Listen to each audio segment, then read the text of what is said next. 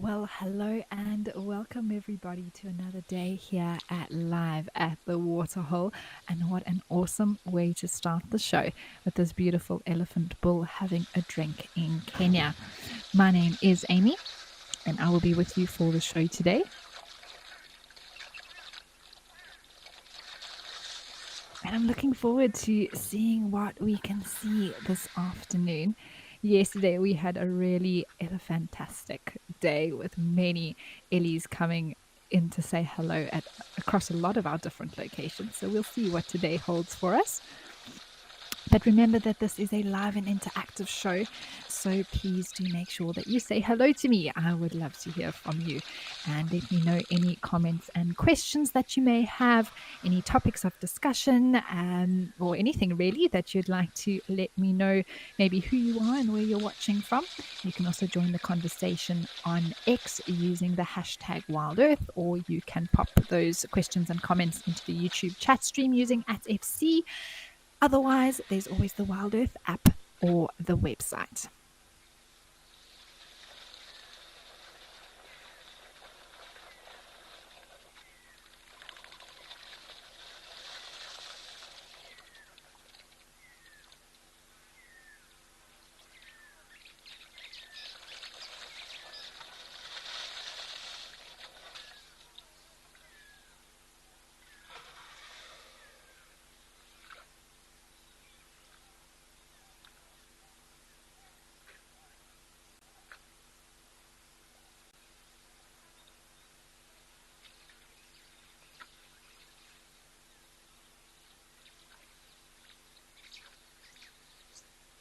It's always such a peaceful scene here, watching an elephant bull slowly having a drink. Really does make you slow down and just enjoy the moment. Looks like he's been feeling those, what I think are rocks or lumps of ground there, that bit of a different texture he's been feeling with the tip of his trunk.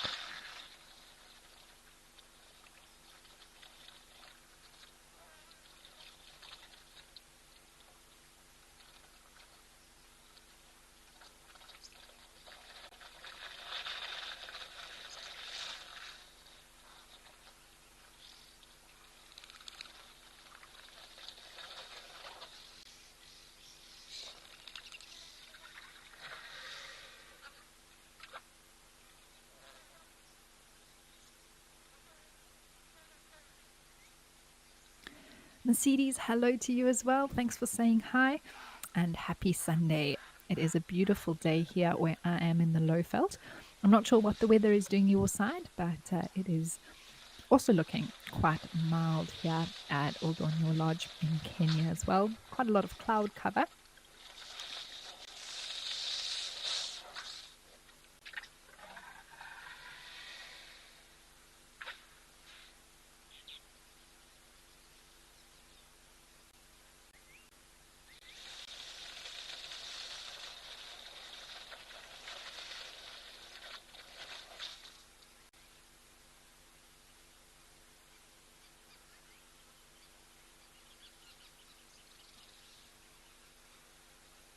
Yesterday, we actually had quite a hive of activity around this waterhole, almost the entire show.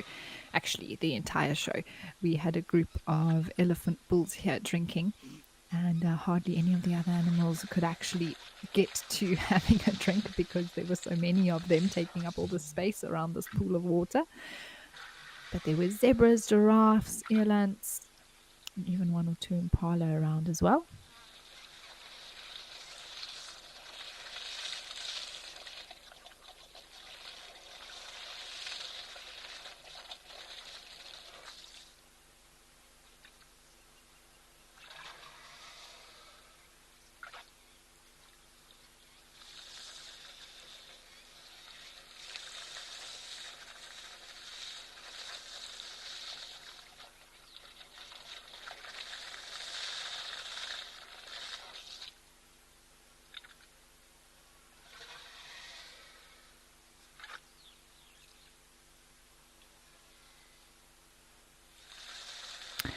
Hi, Nina. Good to hear from you. And that's a great question that you've asked about how animals know that the seasons are changing and that they need to move to another area, for example, like the Great Migration. Now, for those of you who may not know, the Great Migration is an event that actually happens throughout the year in East Africa, in the area that close to where we actually were looking at this elephant right now within the Serengeti and Masai Mara parks.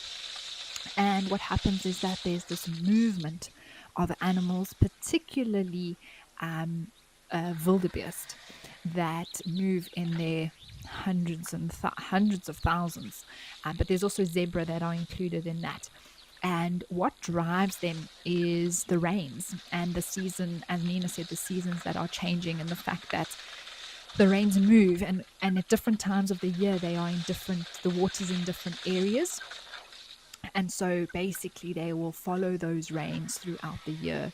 And it's a natural, I suppose, sensation or sensing of that change. The fact that there might be climate conditions that are different in terms of temperature. They realize, oh, it's getting a bit colder now, or it's getting a bit hotter now.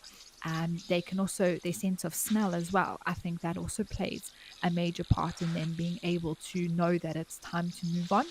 But generally, the conditions and animal senses are incredible. I don't think us as humans can ever really truly understand unless we were to become a wildebeest or a zebra or an elephant to understand even a dog, a domestic dog's senses, and are incredibly heightened in comparison to our own. So there's lots of changes that are happening around them, and they can pick up on those and sense, and they know that it's time to move. Now, the Great Migration is a very sort of, let's say, extreme example of movement. But even elephants know that it's time to move out of an area. They can see that they've eaten enough around here for now, and there's not that much delicious stuff available for them. And they, why not move to a different area that hasn't been as browsed or grazed upon, where they can get more nutrition. And that's what drives them, is that natural instinct to survive. So why not follow where the most nutritious food will be for them, and therefore in turn the best area to breed, etc., etc., which is one of the sort of reasons behind the Great Migration as well. They'll move, they'll breed, and then they'll move back out of that to follow the rains again. I think it's further south. So that's like a cycle that happens throughout the year, and depending on where the wildebeest are in that cycle of movement, you can go to different areas of the Serengeti and the Masai Mara to witness that migration. So that is also something that I hope one day I'll be able to see for myself.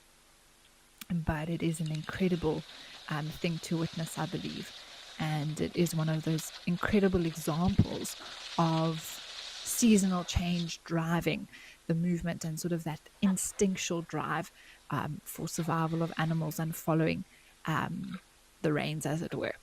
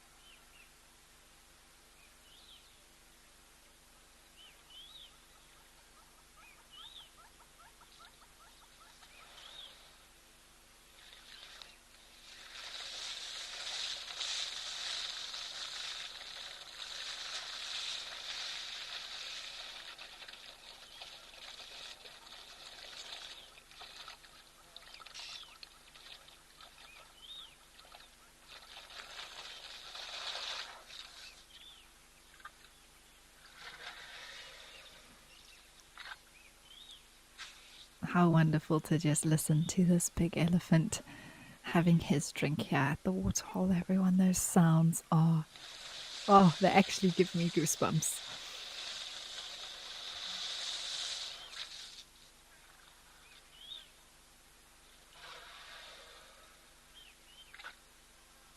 And there we have an impala also walking past in the background.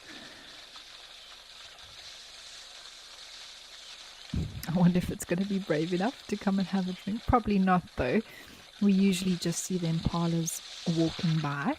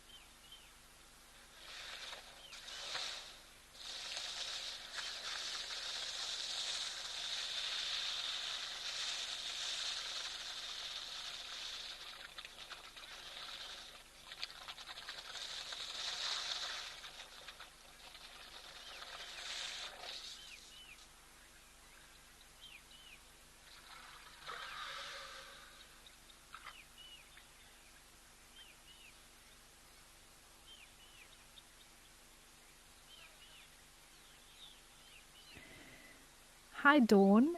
You have asked what the difference is between a cheetah and a leopard. Now, Dawn, even sometimes I can, well, I suppose guides in general or naturalists who, if you're in a situation with a cheetah or leopard, but you are very much, let's say there's lots of trees or thick grass, or you can just see a little bit of it, it's easy, especially at a distance, to mistake one for the other. But there are some very, very key differences. And when you are aware of it, it is a lot easier, also based on habitat generally, to be able to distinguish between a cheetah or a leopard. So, for example, if you see a spotty cat lying quite high up on a branch of a tree, that is going to be a leopard. Cheetahs can go up trees, but they generally don't lounge around like leopards do. Probably one of the major things I would say that helps me to make sure that I know it's a leopard and not a cheetah.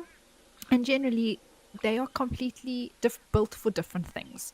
So um, a leopard is very stealthy. They live in much thicker areas. Generally, they like riverine habitats. Where they can have lots of big trees to climb up to keep safe from other things on the ground that may want to steal their food. And they've adapted to be able to have a lot of frontal strength in their sort of their front quarters, as it were. Whereas the cheetah is built for speed. So, what I like to, my little mind in my brain, what I distinguish them as is if you think of a long distance runner versus a 100-meter sprinter. It is coming up to the Olympics very soon. So, the 100-meter sprinter is going to be the leopard, and the long distance runner is the cheetah.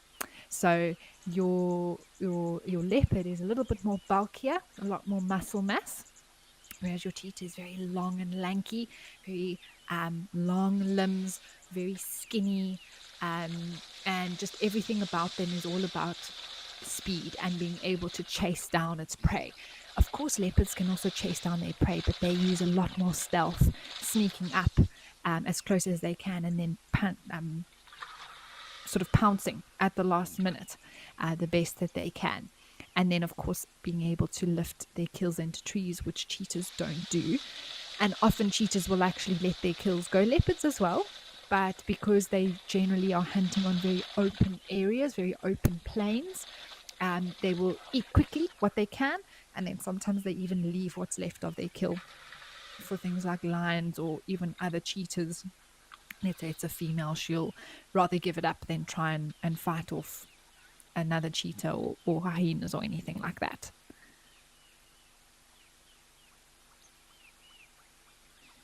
The other difference between a leopard and a cheetah is also scientifically. They're actually not in the same grouping at all. So leopards form part of the Panthera group or genus, which is all of the big cats. So you've got lions, leopards, tigers, I think jaguars as well. So they are Panthera pardus, lions Panthera leo, and then tigers Panthera tigris or tigris. Whereas cheetah, on the other hand, they are a completely different group, and that's Acinonyx jubatus. Very fancy scientific name, and they're the only ones in their group. So there's no other Acinonyx animals out there that are grouped with cheetah. So although they are feline, they are a cat. They're not one of the big cats. So that also is different. They don't roar like big cats do. They make a sort of chirping sound. Very interesting. And they can sneeze and that sort of thing, but no real big vocalization like we expect from lions and leopards.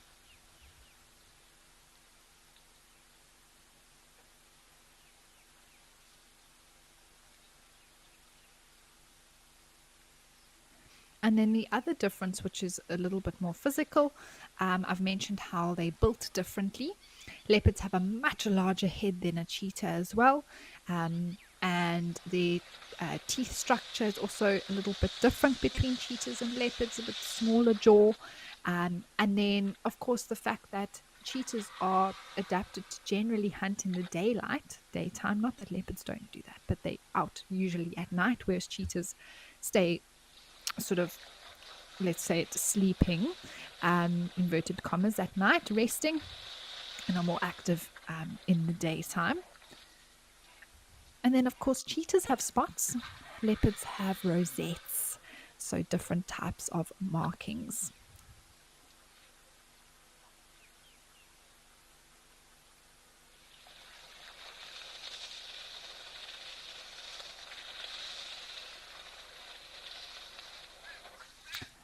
Well, it's been a wonderful start with this elephant here in Kenya, but let's head over to see some baboons that are acting very cute, apparently.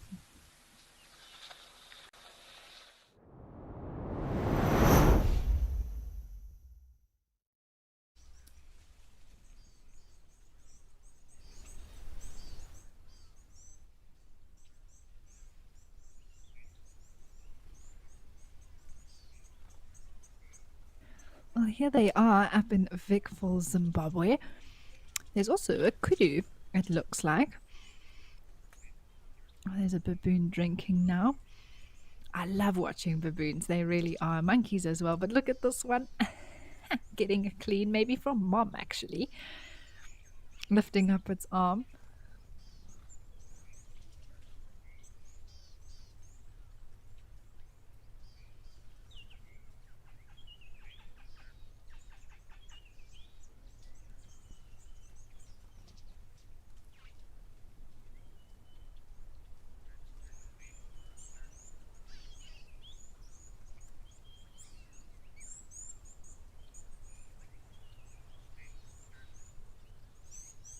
I love watching them groom each other.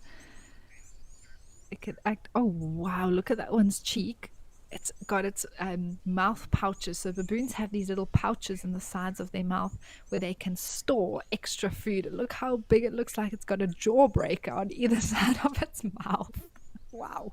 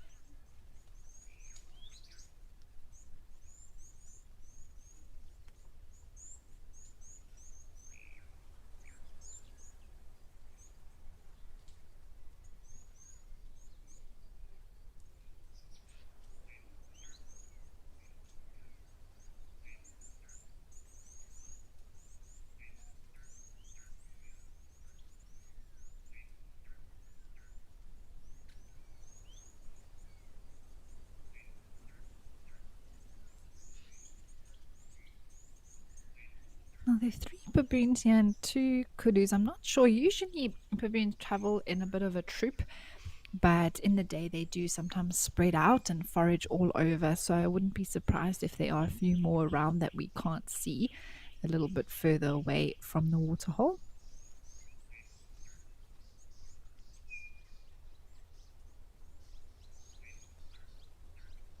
Oh, there are some more in the background there. I think a warthog as well.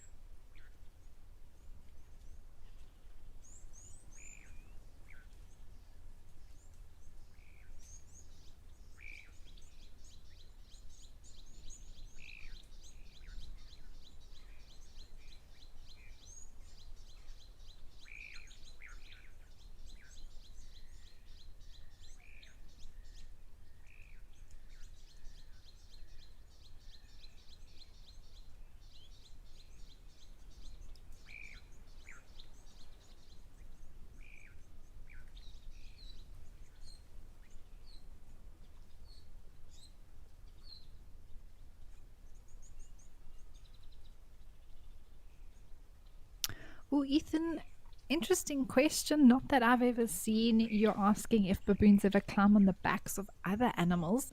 I've only seen baboons on the backs of other baboons, generally younger ones. Oh, that one's got a little tiny baby that still has black fur under her belly. Look at that. When they are still very young like that, they cling onto mom's belly, and then they are right there near her mammary glands as well to drink, nice and safe underneath. That is a huge warthog. Oh my goodness. Wow. It's a very big warthog. And the rest of the troop coming out. But Ethan, that's an interesting one. I don't know if anyone has ever seen baboons on the back of a different animal before. That would definitely be a first for me. Wow.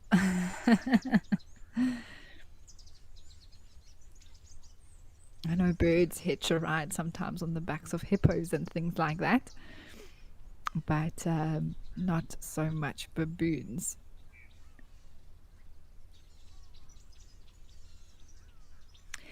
Liesel, they do look a little bit yellow. I think it's just the lighting, also maybe the reflection of the more orangey soil in the area. I do believe these are chukma baboons. Up in East Africa, we get the olive and yellow baboons, different species that we have even seen on the hold on your camera, which we've just come from, if I'm not mistaken. Usually those are the yellow baboons there.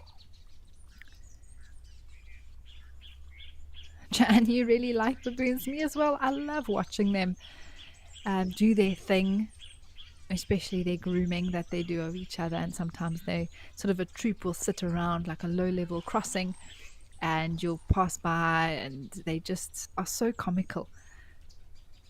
And their mannerisms are really entertaining. There is a massive crocodile on the far bank there. Oh my word, just sunning itself. So much to see all of a sudden. The warthog's having a bit of a mud wallow as well.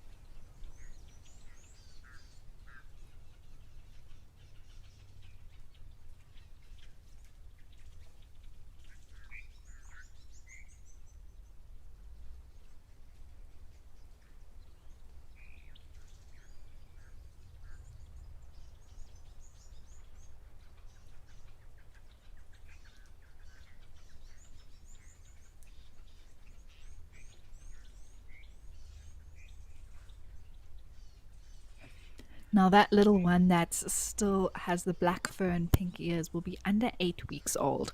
After 8 weeks, they start to change color. So it's still a very tiny little bubba. It's just gone behind the one bigger baboon on the left.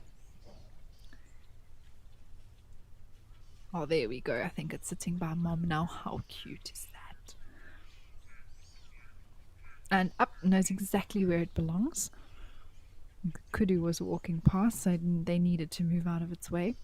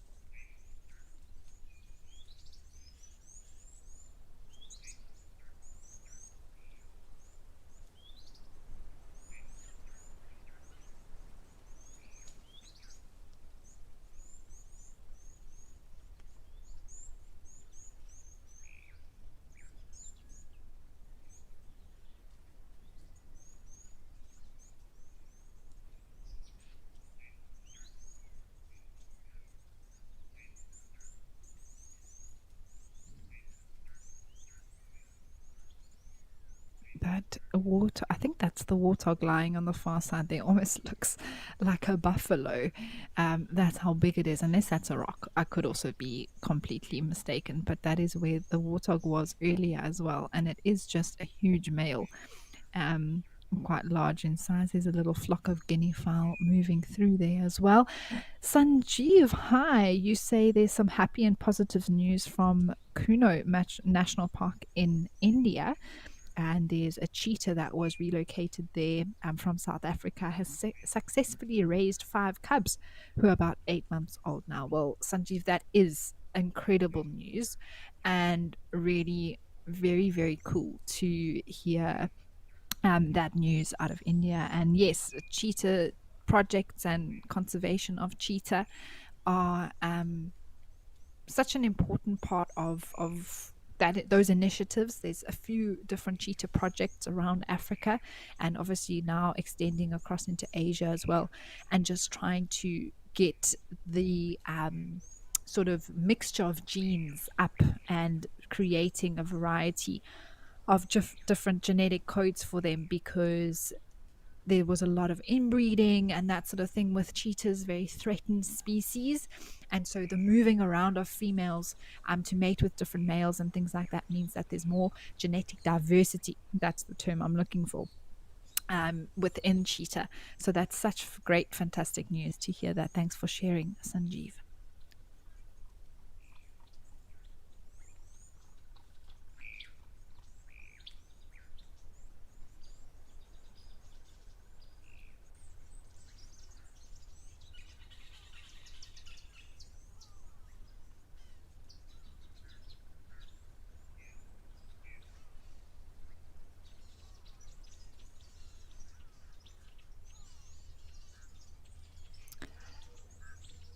And here we see the rest of the little warthog family. I think that's a female and piglets now on that side.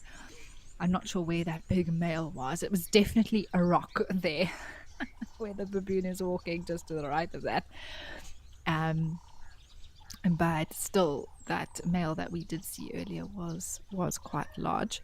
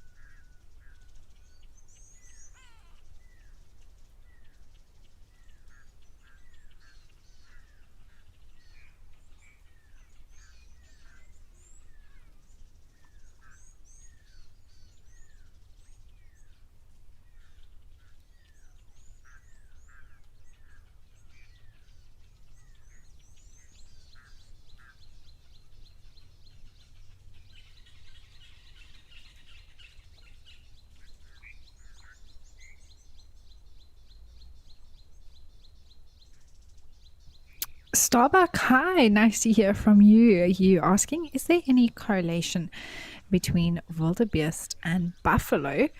I'm not sure exactly what you mean by that, Starbuck. I must be honest. If you'd like to expand, then please do.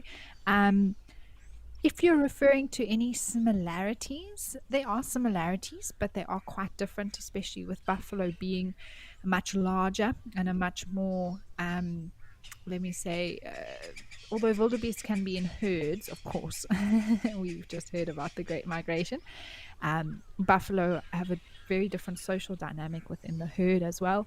Um, they both are grazers and they both ruminate, but fulfilling a very different sort of area within the ecosystem, as it were. They functions in terms of what they do, and because of their size and what sort of animals they would be able to be hunted by, and have different sort of needs and that sort of thing. So, if you'd like to clarify your question, you're more than welcome to.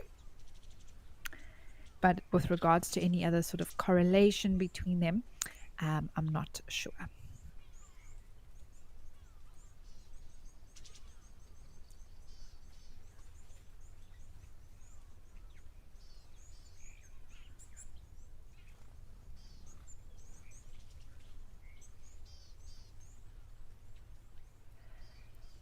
Well, how cool to see Vic Falls Safari Lodge and the animals that have been around here. But let's head back up to El Doño and see some giraffe and zebra that have arrived at the waterhole.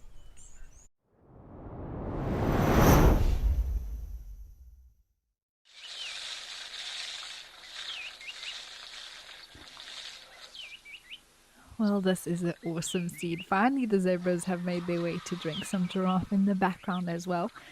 And our elephant is more than happy to share at the moment.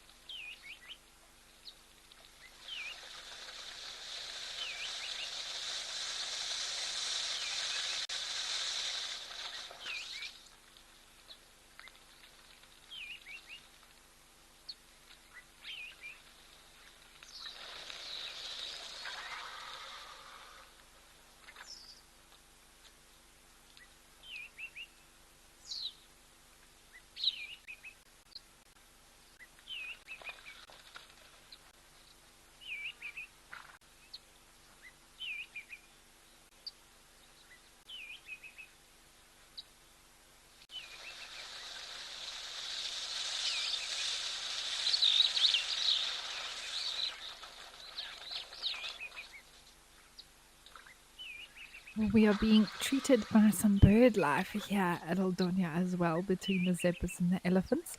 There was a flock of wattled starlings having a drink. You can hear them calling as well. And they're out of breeding plumage at the moment, it looks like. Usually, the males develop this very yellow wattle around the face.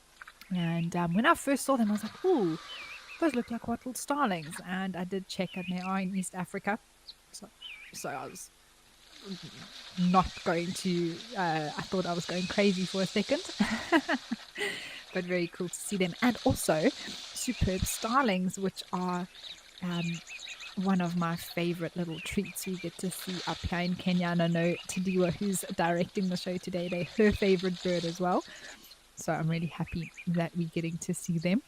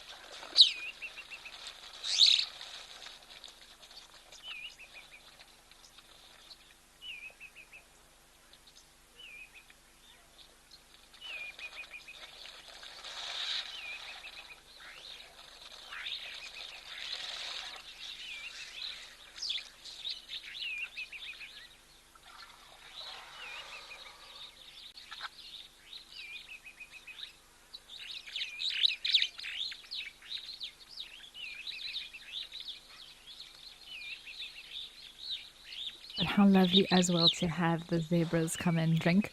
Maybe we'll get a giraffe eventually getting to the water. I'm yet to see a giraffe drink yesterday and now today at this particular waterhole, although they have been around, eagerly waiting their turn.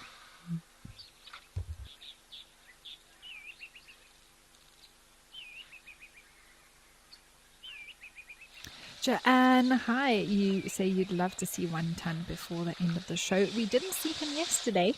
I don't know if he was seen on Africam after the show ended at all, but let's see if we've got another hour and a bit. So hopefully he'll make a special appearance just for you, Joanne.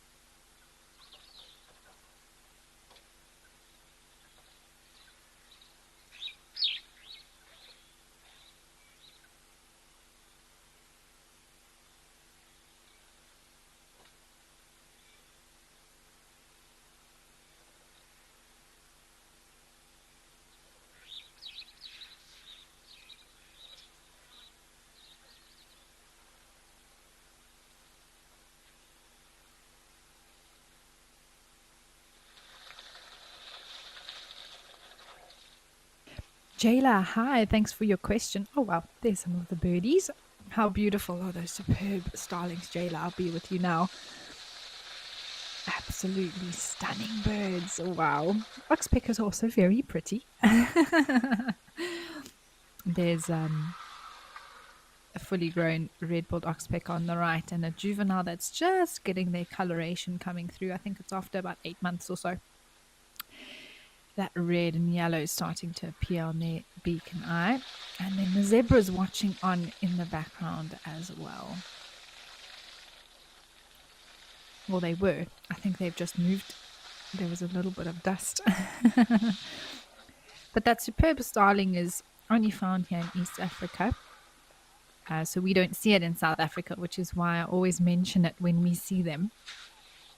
And it's just that sort of rufusy colored sort of chest and belly area.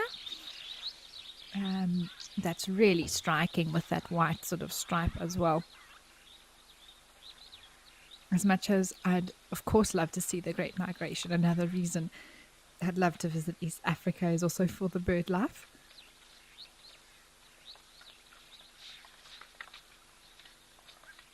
But Jayla, you were asking about an elephant's eye and how they keep them clean and if birds help them. So no, when it comes to elephants, they're not very tolerant of birds, including oxpeckers, which is probably the one bird that would be able to maybe help them clean their eyes. And they have to, I guess, rely on their trunks that would help clean their eye. I've seen them sometimes scratch around their ear, scratch their eye. What also is very helpful for elephants, you can't see it too well now, Jayla, because of the lighting and that sort of thing. But elephants have incredibly long eyelashes to help protect their eye from dust and things like that. They actually go, I don't actually know a precise length, but they go almost all the way down to where the line of their mouth is. So that's how long those eyelashes can extend to. And that sort of white spot that you see there in the sort of front corner of the eye is just like us as humans sometimes when we sleep and we wake up in the morning. I don't know what everyone else calls it, but I just call it sleep in my eye. It's a little bit of crystallization or sometimes of the salts and things like that. And that's exactly the same for the elephant there, that white crystallized salt-like substance that's always there. They never really remove it.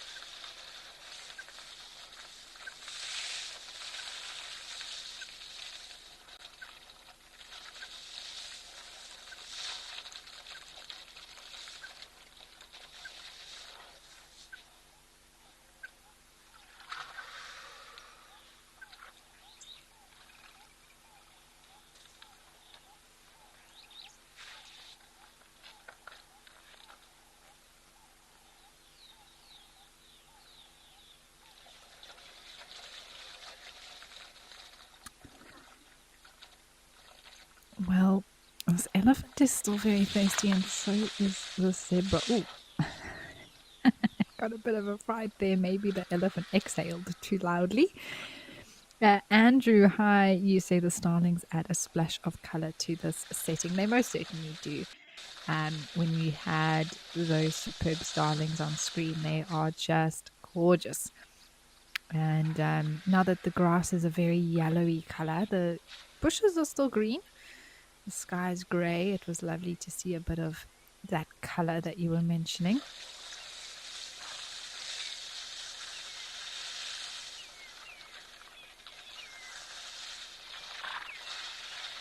And there comes the zebra back.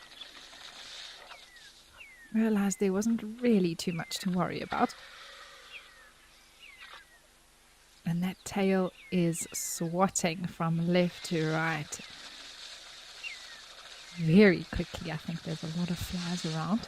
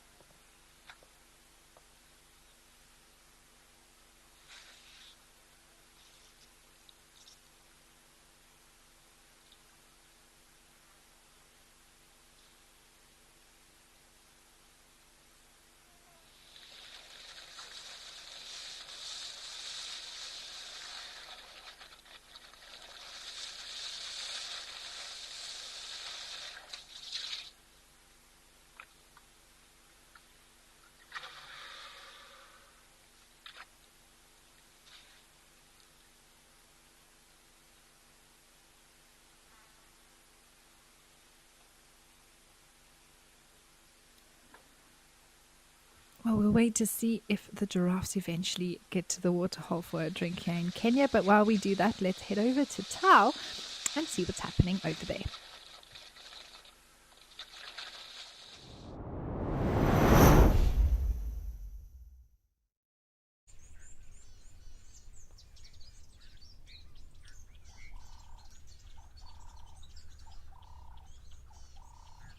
Wow, quite a few animals now here around Tao. We've got these blue wildebeest, warthogs, and some zebra in the background.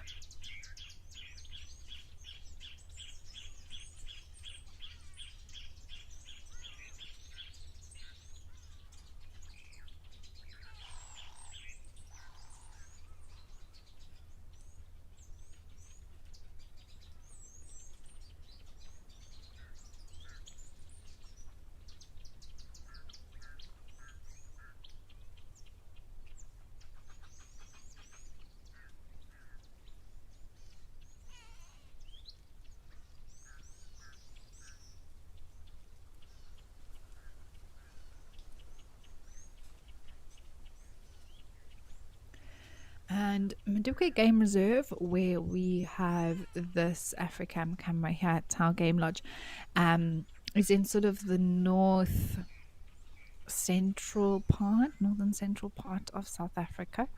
Oh wow, that wildebeest is having a bit of a mud scratch. Its horns and face in the mud there.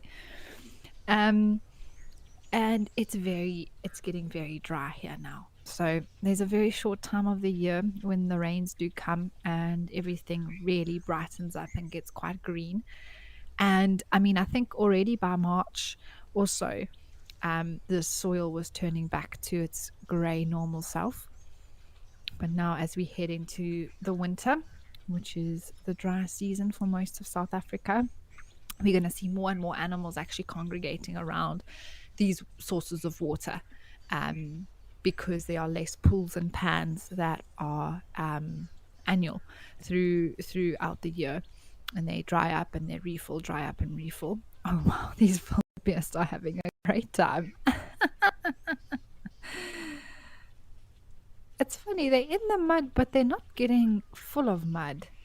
Look at that. Their coats are actually staying quite clean. It's more just almost maybe a scratch than it is similar to what we would see in a buffalo that wallows.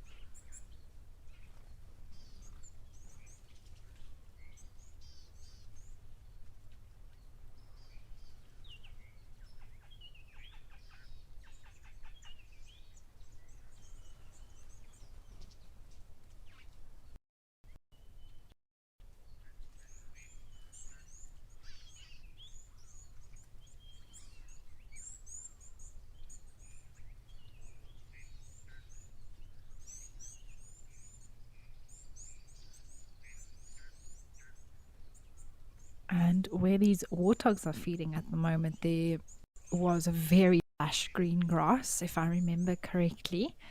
Well, it was somewhere, but it's been grazed now right down, and is very, very short. So everything is getting eaten, and sort of the last bits of nutritiousness around these waterholes is being made use of. These wildebeest, though, are the highlight of my day. Oh my goodness, look at them. I don't think I've seen wildebeest enjoy themselves this much at mud in a waterhole for a very long time. Now they're having a bit of a headbutt.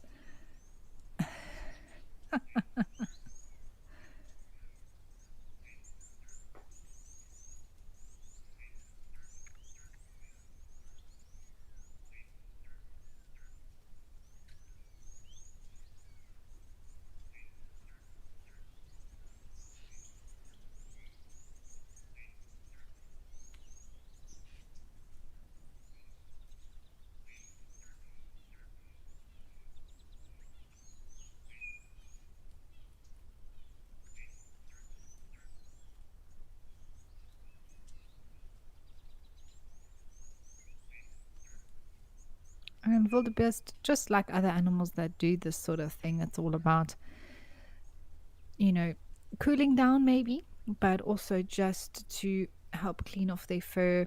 I know that seems counterintuitive with putting mud on themselves, but that mud can actually fall off and together take off if they rub against a tree or a log or something like that, actually pull off ticks and parasites with it.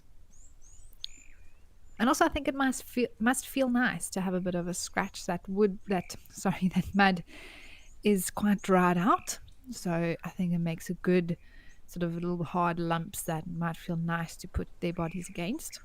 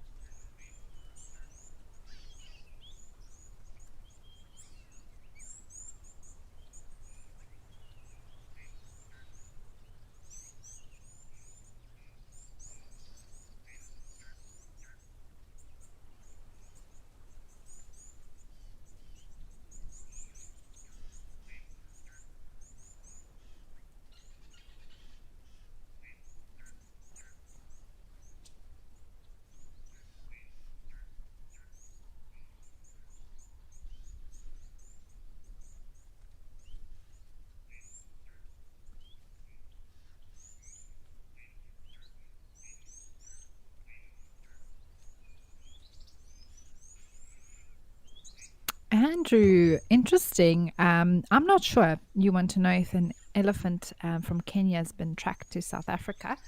Not that I'm aware of.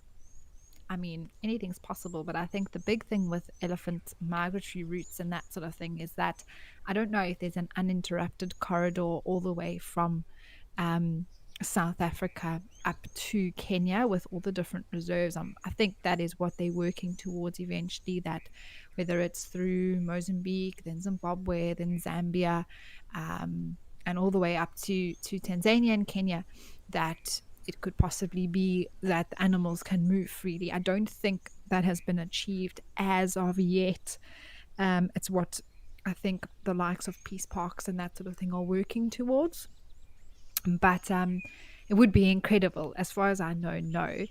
But I think before humans have had influenced sort of where animals could be and move to, it's very possible that animal things like elephants could have moved freely between Kenya and South Africa over months or years, especially some of the bigger bulls that seem to roam so freely, with what I've seen in the Greater Kruger. But there are other animals, for example, like leopards, that fences are nothing for them. They don't have to worry about that. That could move such great distances if they found the need to do so.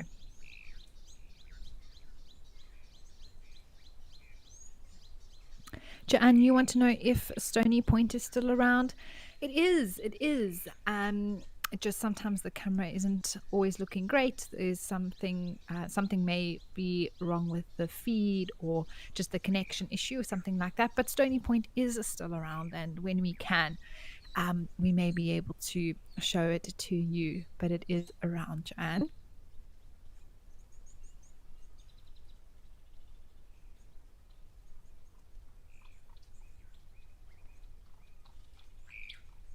The water level has definitely dropped here around Tal, but still enough water for everything to be surviving. There we've got a pair of South African shell ducks, the male on the left with the grey head, the female with the white on her face. There's a common moorhen just in front of us. Actually, there's a pair of them here, two darker blackbirds.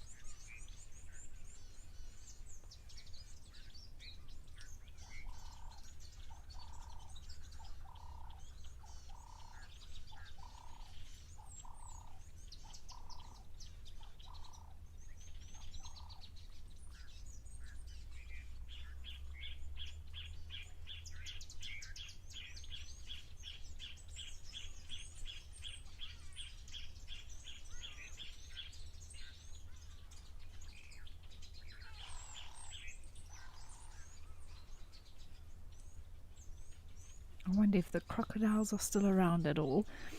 We often see them here at Tal. The wildebeest are all standing there as well. There is a croc moving, just as I mentioned it. And a grey heron as well. Two crocodiles there.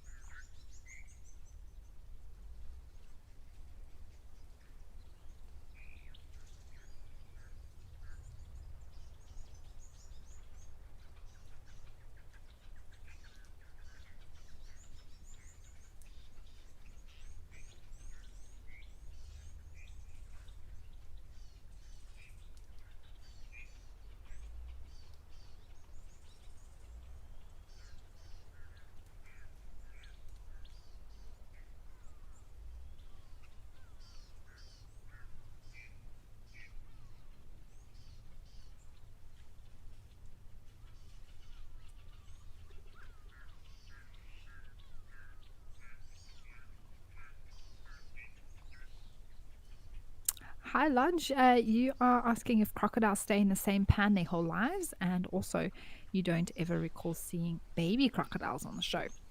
I haven't seen a baby crocodile on live at the waterhole. I don't think I have seen some little crocs on our safari drives at Juma before, and generally, the baby crocs we will see around December, January time when they hatch. So now is not the time to be seeing baby crocodiles I'm talking about. Whereas the larger, I mean, they of course grow. So at this time, we could see 6 month old little crocs around if there was a successful, um, if any survived. Baby crocs and crocodile eggs are actually a favorite snack for a lot of animals out here, including things like water monitor lizards. Now, there's a three-banded plover and the reflection of a blacksmith lapwing just at the top of the screen. Um, with regards to staying in the same pan or water hole, no, absolutely not. Crocs can move. They can choose to stay in the same body of water if they so wish. If there's no real reason for them to move, why would they? If they're happy there, if they've got food, if there's enough water for them. But especially with seasonal water holes and pans and things like that, you generally will find those crocs moving more in areas like big river systems, for example, around the Olifants River, etc. Those crocs generally stay put in an area because there's a permanent source of water and very large body of water as well. Although they may swim up and down and move to different parts of the river, they'll generally be in the river, unless, of course, especially for example, you know, let's say two crocs aren't getting along or something like that, or they need to move off to find a female or male to mate with, something like that. Those instinctual urges they have to find a mate may cause them to move off. So they definitely don't have to stay in the same body of water for their entire lives. In fact, it's quite often you see, especially more in the summer months, because of course with crocs being reptiles, they tend to have more energy when the sun is out a lot stronger and for a lot longer in the summer months, and they can use that stored energy to then move around, particularly at night or early hours of the morning. And we see tracks of crocs in the summer, sometimes on the roads out on drive, which is quite cool as well.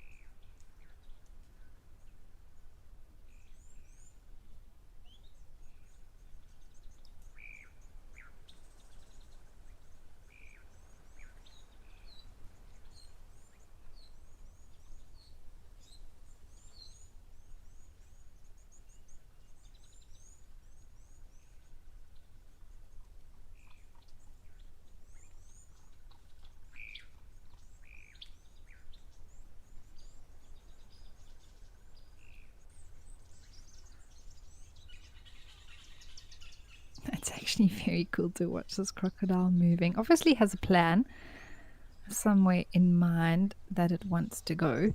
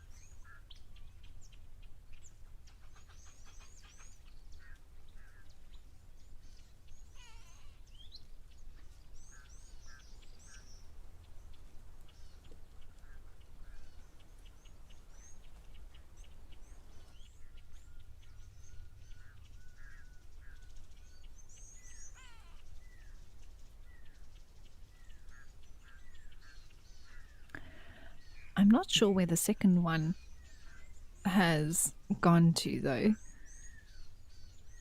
I feel like maybe it just said, okay, well, if you're going that far, then I'm just going to stick around here.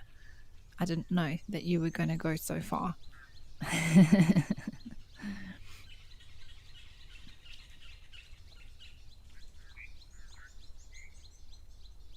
Oh, wow, everyone. At the back, just ahead of the crocodile, there's a black and white bird. I wonder if that's a pied avocet. It's got an upturned beak, which is very distinctive of one particular type of wader. Yes, that one there. Oh, that is awesome. That is indeed a pied avocet. Wow. That is not a bird that you see every day.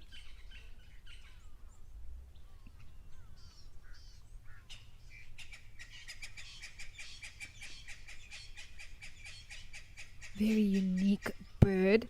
I've only ever seen it once in real life in a park called Mountain Zebra. I was actually recently there in my leave. But it's a black and white that's pied kingfisher. Is also called that because of its black and white coloration. So that's called a pied avocet.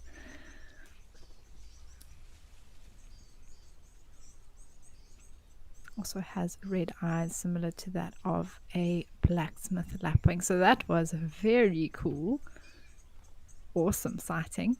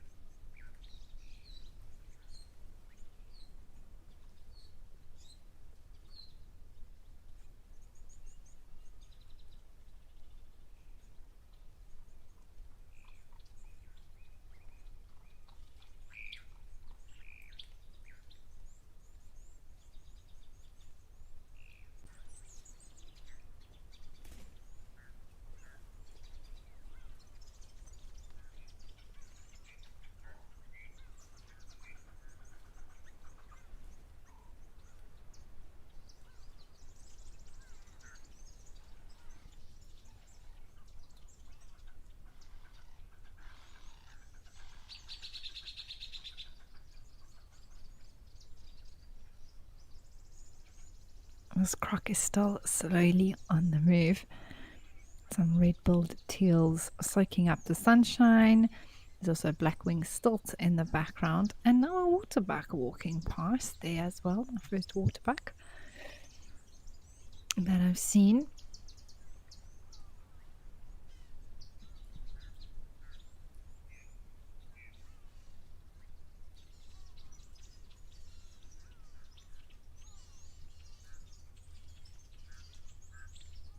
Sandy, you're saying good morning from Tennessee. Thanks for saying hi. It's good to have you with us.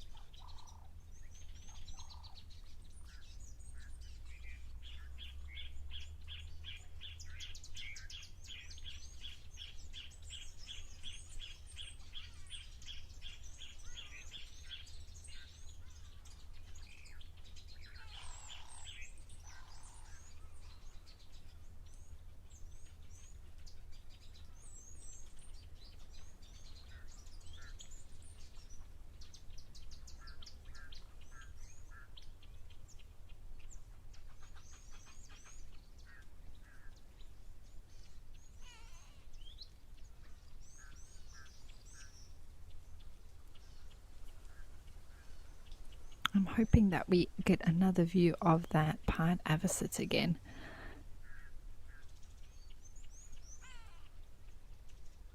Very cool new bird for those of you who do keep a wild earth list for you to add on there.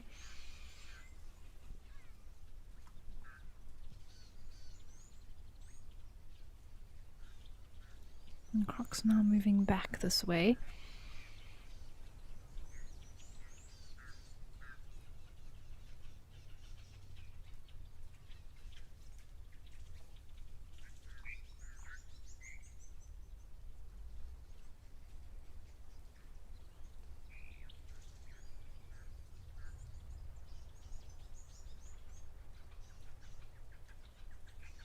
Oh, the second one is there as well. I was wondering where the first one went to, but there they are next to each other now.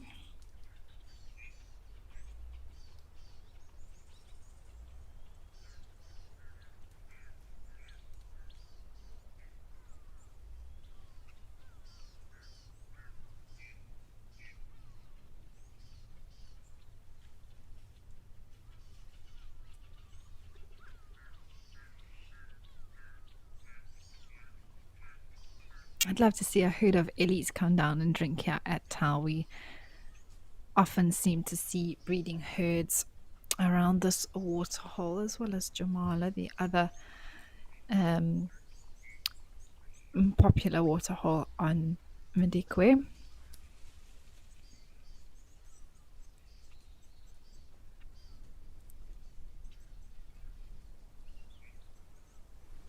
This waterbuck are both staring to the left quite intently, I must say. There's two males just above there, although the wildebeest don't seem too concerned.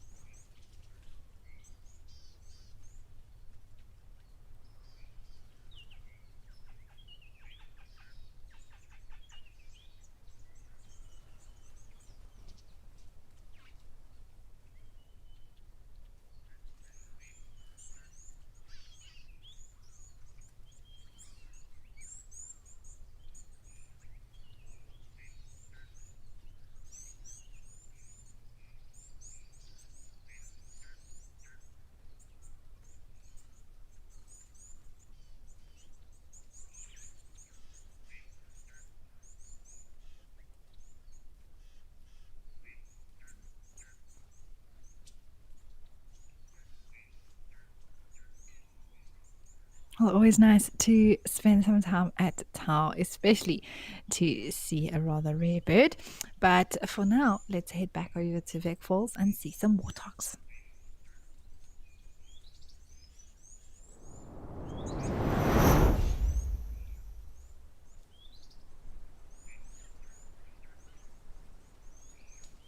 Oh wow, the whole family's come out to say hello, as well as a very young kudu. How cute is that? The baboons as well, some guinea fowls in the shade. Wow, this is very, very nice. All these different species around.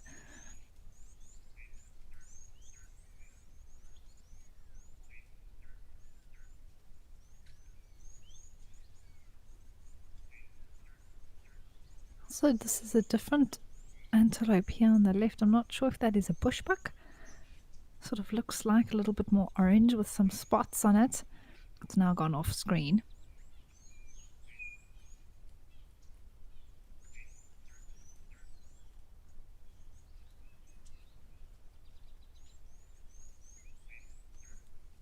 But these animals are eating something here. I'm not sure exactly if it's just a bit of geophagia happening with them eating some of the grounds. Maybe there's a lot of little seeds around that they're snacking on. There's definitely no grass that I can see myself at the moment. Oh, sorry, those aren't guinea fowl under the bush there. Those are vultures. I thought they were guinea fowl. But now that I see, I think they had their heads down, but now that they've got them up, I think those are now hooded vultures. One is actually right by the water in the sunshine.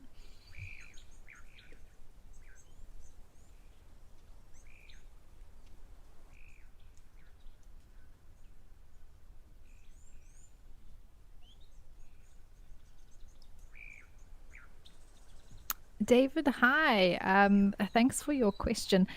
You want to know what my preference is in nature, animals or birds? Well, to get down to a little bit more of a technicality, David, is that birds are actually animals. I think perhaps what you're referring to is more mammals or birds. So things like these warthogs and baboons, elephants, that sort of thing, or birds. Oh, David, I couldn't possibly choose. It would be very difficult to say that one is more of my favorite than the other. I love birds and I love birding. It's something that has added a lot of value to my nature experience, and I highly recommend for any nature enthusiast or someone who just loves visiting the bush, maybe from a young age, maybe not from a young age, maybe later on in life, or maybe from overseas and has been on a safari holiday and has fallen in love with the bush. And often, when we all start out our nature journey or bush journey, it is the mammals and the more charismatic animals, if you want to put it that way, that capture our attention. Things like elephants, rhinos, giraffe, zebra, and leopards, lions, of course, that make are the things that we want to see and sort of make the bush what it is in the beginning. And I was definitely that was definitely my experience when I was a lot younger. But as I learned more and spent more time out here and started building a career around bush and the bush lifestyle and nature, you realize how much value that birds do add. So I couldn't possibly say which one I enjoy more. I definitely think that, and like I say, I recommend to any nature enthusiast who enjoys going to wildlife reserves to add birding to what you do. Definitely get yourself a pair of binoculars. That's number one, because often these birds are quite far away or small or move quickly. And in order to get a really good view of them, binoculars are key. And start with what's in your garden, in your area, whether it's near the coast or inland or wherever you are. It's a great way to start getting to know the birds in your area, and then the reserves that you frequent the most, the areas that you go to. Get a list for that particular area, which always helps because it can be very overwhelming in the beginning. As someone who wants to get into birding, when you look at a bird book, you're like, whoa, how am I ever going to tell them apart? But the distribution and where you find certain species And for me, the exciting thing with birding and the value that it's added is because sometimes when there's not a lot else going on and you can't find the mammals, then the birds are something else to do and look at. And that's sort of my story and how I started to realize how much fun it was to try and identify the birds. And now it's something that my husband and I really enjoy doing together, and not even just him, but the rest of the family as well. And it really does add a lot of value to your bush and nature experience.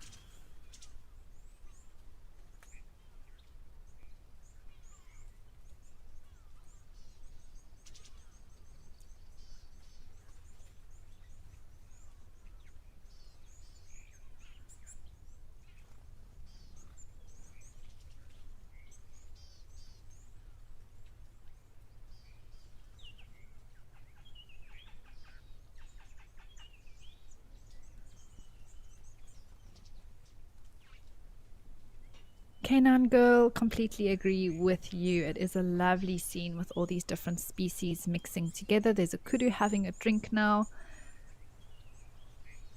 Little warthog family still feeding here.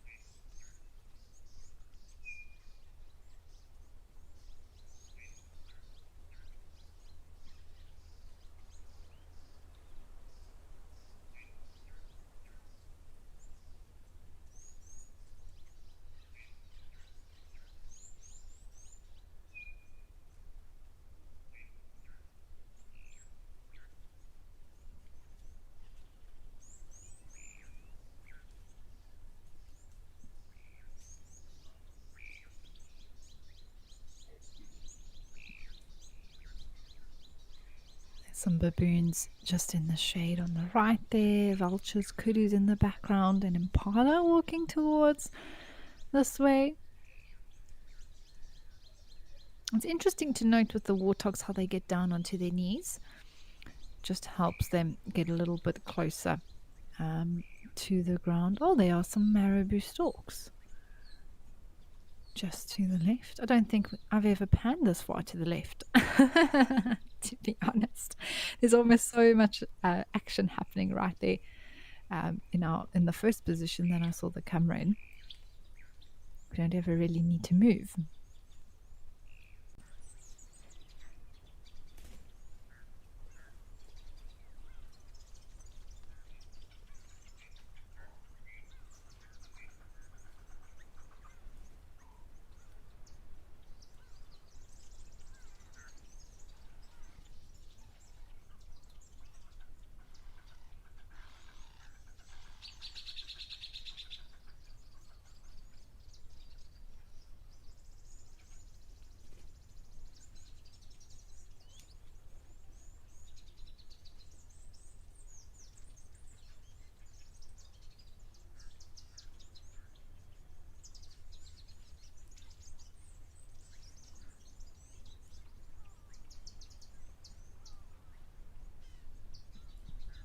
Oh, what a variety of animals. Yeah. Oh, wow. Fantastic news. I was just saying how I would love to see an elephant herd come to Tau. And apparently, that's just what's happened. Let's head over there and see them coming to drink.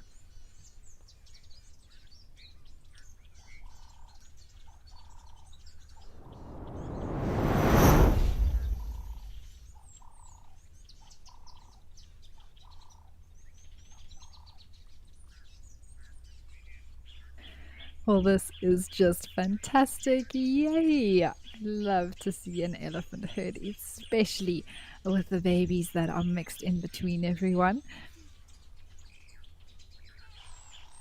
I can't believe I was literally saying how we often see elephant herds around Tau.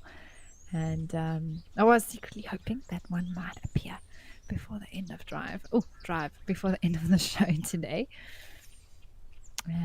And there we go. What a treat. I hope that you all enjoy it as much as I am.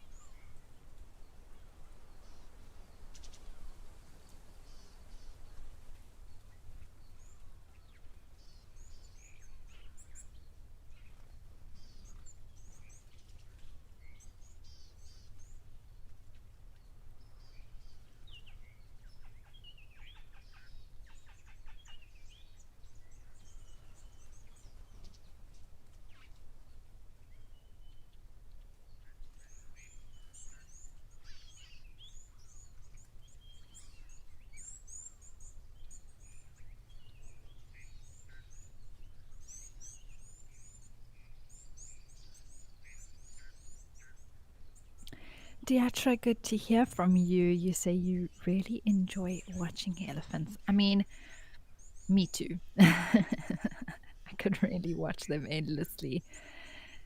And it's so peaceful. We started off the show with an elephant bull there at Aldonio Lodge.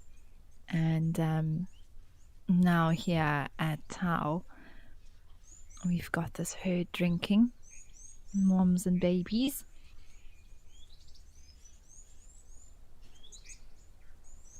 And sometimes when they finish in this particular spot, they actually walk closer towards the camera, so we'll see where they head to when they're done. As we enter the last 15 minutes of the show.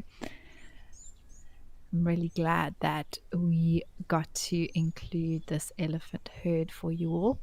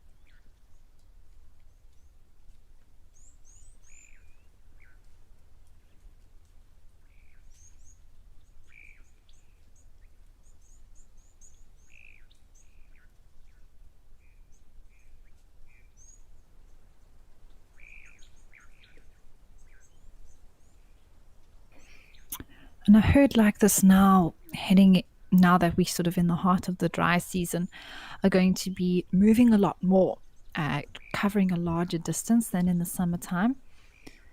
They'll need to move further to find good food. Oh, well, there's some other crocs. Sorry. There we go. There's two. I don't know if they're the same ones. They do look a little bit smaller. Um, but they basking there now in the sunshine.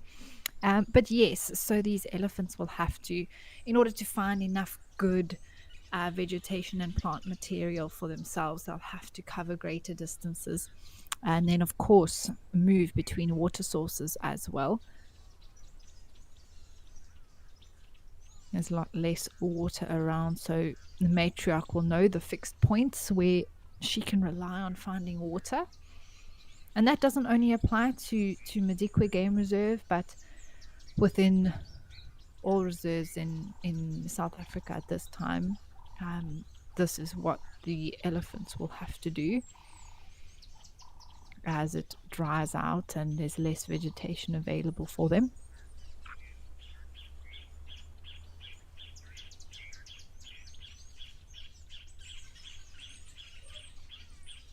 You can hear the yellow-breasted apellises calling in the background there. Apellis, whichever way you prefer to say it.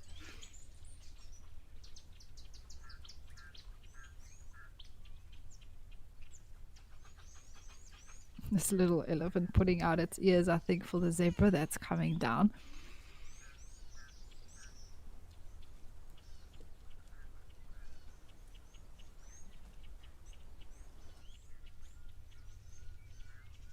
And sometimes these younger elephants are quite cheeky to the other animals around, chasing off things like zebra and warthog.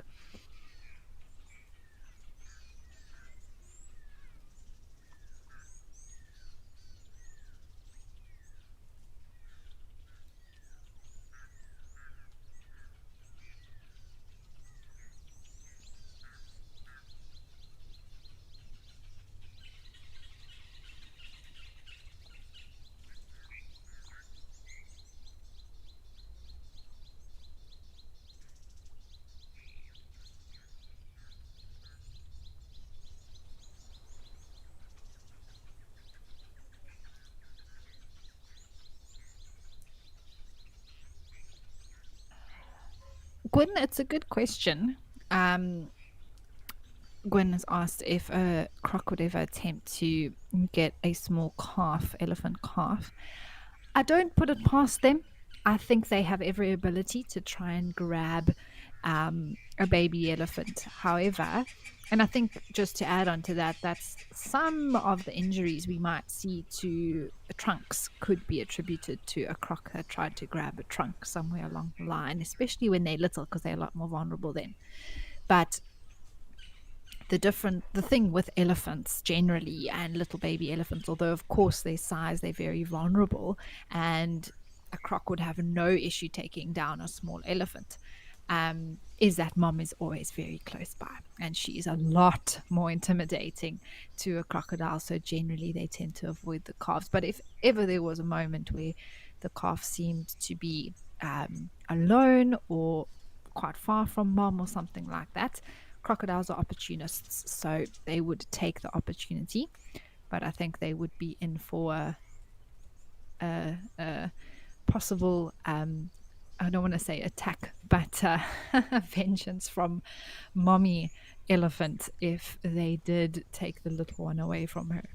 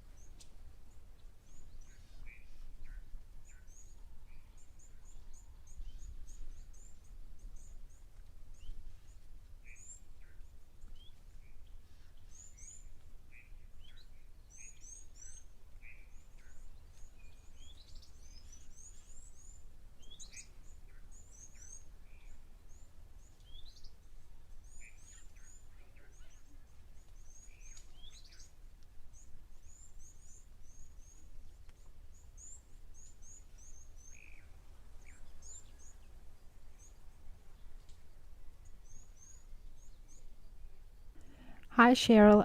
That is a waterbuck that's lying down in the background over there, if that's what you're referring to.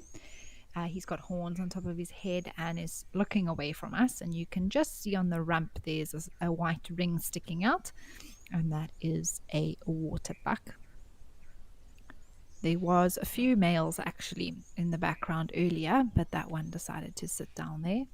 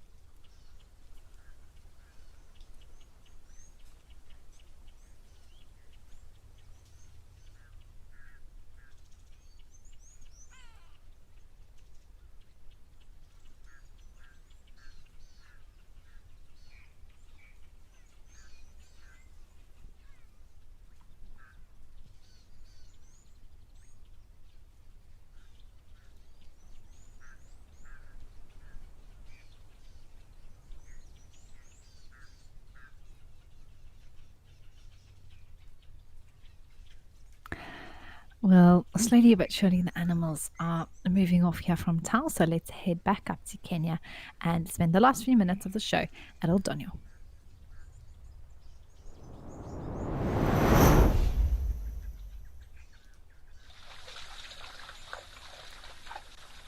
Oh wow, and what a way to end off today's show, everyone, with these zebras arriving here to drink. It's been a while since I've seen a scene like this at Old Donyo. How beautiful.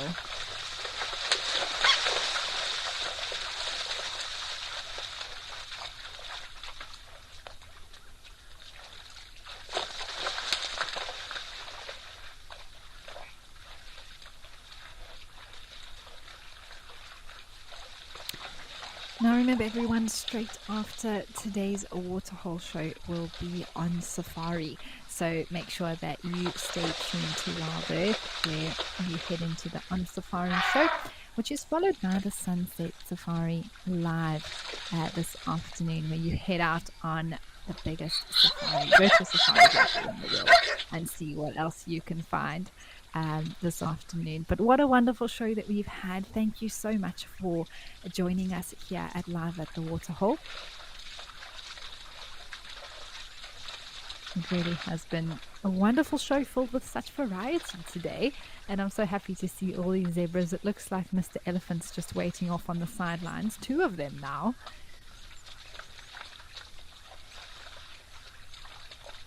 But thank you to everyone as well who sent through comments and questions, said hello to me.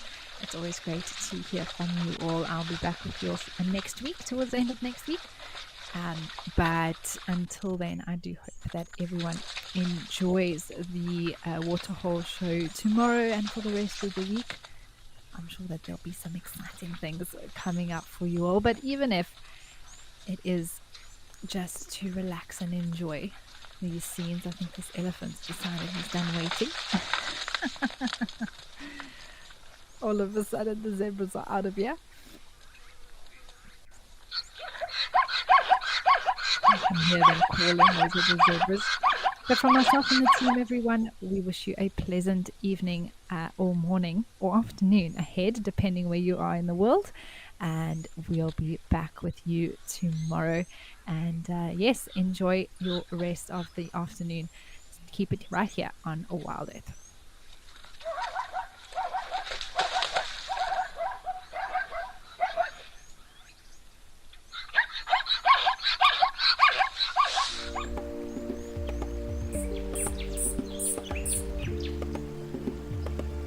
Thanks, Gwen. Bye.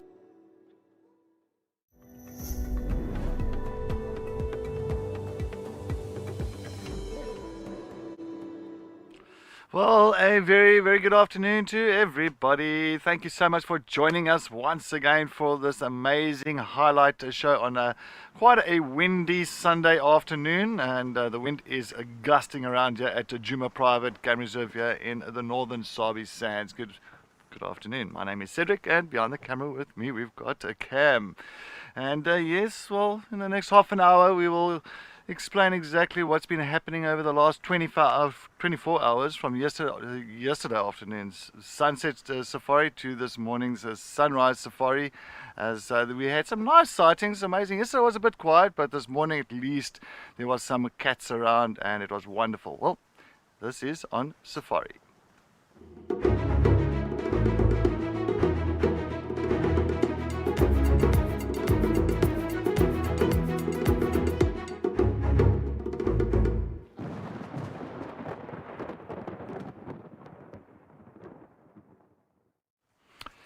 Well, as you know, this is a live and interactive show, so if you've got any comments or questions that you do want to send through to us this afternoon, please go on to our YouTube channel. Make sure that you do join up as a member, and then you can send those comments and questions through. Just remember, when you do join up as a member, there is some amazing benefits that does come with that. And one of those benefits is you can watch these shows ad-free, as well as you can pause and rewind whenever you like. or if you are watching on the Wild Earth website, that is wildearth.tv. Make sure that you do register with us so you can send us comments and questions through. Or if you just want to have a good old chat with us, go onto our hashtag